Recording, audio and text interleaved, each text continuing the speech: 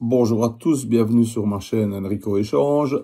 Comme toutes les semaines, petite vidéo pour un peu rigoler et mettre au point les conneries qu'on nous raconte. Alors, je ne sais pas si vous connaissez Alexandra Orion-Claude. C'est une généticienne connue mondialement. Elle vient quand même d'avouer que AstraZeneca et Pfizer ne sont pas des vaccins. Vous le savez déjà, mais on est content que elle confirme ce qu'on savait déjà. Ce sont des ARM. En réalité, ça modifie vos cellules. Je ne dis pas que vous allez devenir des batraciens, des cochons ou des ânes, on ne sait pas encore. Ça, on ne sait pas, mais en tout cas, c'est ce qu'on fait avec des poros, des salades, c'est ce qu'on appelle des OGM, qui sont évidemment interdites. Mais tant que c'est sur l'être humain, et surtout sur nous autres, et surtout sur les vieux, c'est pas trop grave. Comme dirait le professeur Perron, on a un génocide planifié, on joue aux apprentis sorciers avec les gens. Preuve qu'en Autriche, Bulgarie, Suède, Norvège et encore d'autres pays européens, suspendus AstraZeneca, oui, des thromboses, etc., qui commencent, et pas que des vieux, il y a aussi une personne de 49 ans, une personne de 35 ans, tous ces gens-là sont infectés par ce magnifique vaccin. En Belgique, on n'entend rien. À mon avis, tout va bien. Ils disent que les centres de vaccination sont pleins. Nous autres, on a un petit peu vérifié. On n'a pas la même notion du plein. Par contre, ce qui serait génial à faire, par exemple, le professeur Raoult, Perron et Alexandra Orion, on devrait les mettre en prison. Ouais.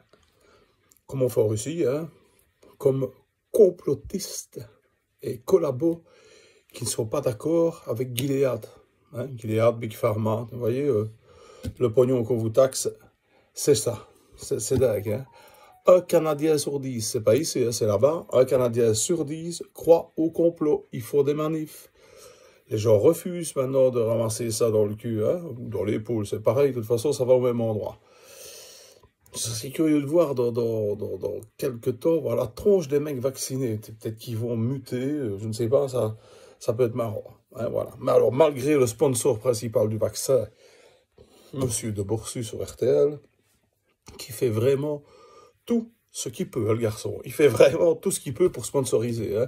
Faites-vous vacciner, nanana, nanana. Et à chaque fois, sa comparse, je ne sais plus quoi elle s'appelle, Audrey Elements, elle va chercher sur Internet les petites discussions, jamais des trucs méchants, toujours on est d'accord, amen, le gouvernement, namasté tout le monde, voyez le bazar, Ils sont toujours d'accord avec tout le monde, ces deux-là. On se demande pour finir s'ils ne sont pas payés aussi par Big Pharma. Les experts qui sont autant experts que moi, il y en a qui disent, oui, mais peut-être, non, ils vont faire, le gouvernement belge, c'est merveilleux, on va peut-être faire un déconfinement prudent. Ça veut dire que quand tu vas sortir de chez toi, tu vas regarder, ça va, pas de virus, on peut y aller. Déconfinement prudent, génial. Parce que les mesures qu'ils nous ont données, franchement, le couvre-feu, tu te faisais chier jusqu'à 10 heures, tu peux rien foutre. D'accord? Maintenant, tu peux te faire chier jusqu'à minuit. On se fait toujours chier, mais plus longtemps. Donc, ça c'est merveilleux quand même. C'est extraordinaire. Les funérailles, vous avez dit, les funérailles ou les enterrements. Attention, bien faire la différence entre les deux. Moi, j'ai toujours pas trouvé, mais notre Premier ministre, qui est un spécialiste, lui, un garçon qui a fait des études, il connaît sûrement la différence entre les deux. 50 personnes, c'est magnifique, ça. 50 personnes quand même. On a même envie de buter quelqu'un pour faire la fête, autrement qu'avec 4 ou 10 personnes. Mais enfin bon, 50 personnes, c'est ce qu'il a oublié de dire. C'est que dans un funérarium, ça fait 25 mètres carrés. Alors, si vous calculez bien, ça fait 3 personnes. Tout le monde reste sa tronche dehors. Mais attention, sa tronche dehors.